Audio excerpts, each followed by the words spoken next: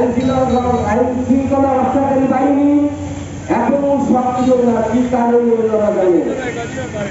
ওনারা তো রাষ্ট্রের টাকায় ওনাদের সংসার চলে,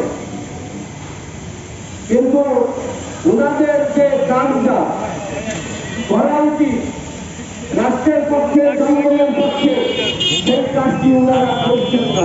ওনারা বিগত আছেন কেন সত্যফ্রন্টের পক্ষ থেকে বলতে চায়। এবং আপনারা জানেন যে কিনা একটি সংস্থায় চাকরি করতে বাড়ি ফেরার পথে সমন্বয়করা, আপনারা জানেন যে গত 5ই আগস্টে সমন্বয়ক নামধারী যারা এই সংগ্রামের নেতৃত্ব দিয়েছিল, আপনারা জানেন সেই সমন্বয়কের নামে 4 জন মোহাম্মদপুরে এই ঘটনার সাথে যুক্ত। 2 জন অ্যারেস্ট হয়েছে শুনেছি।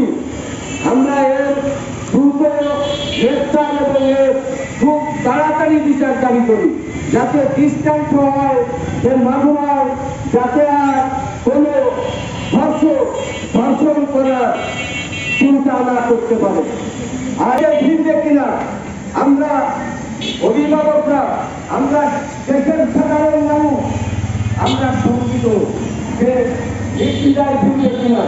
আমরা এই কারণে বলতে চাই সরকারকে, আইন শৃঙ্খলা রক্ষাকারী বাহিনী যাতে সচেষ্ট হয় এবং বাংলাদেশে যাতে এই মদ ধরনের এবং ধর্ষণ এবং এই হত্যাযজ্ঞ যাতে আর সংযুক্ত না হয়, নির্বাচনকে সুস্থ অবাধ নিরপেক্ষ করার যত ধরনের কর্মকাণ্ড আছে সব যাতে এই সরকার করে, সেই আশাবাদ ব্যক্ত করে সবাইকে ধন্যবাদ জানিয়ে আন্তর্জাতিক সন্ত্রাসবাদ নির্বাচনে এবং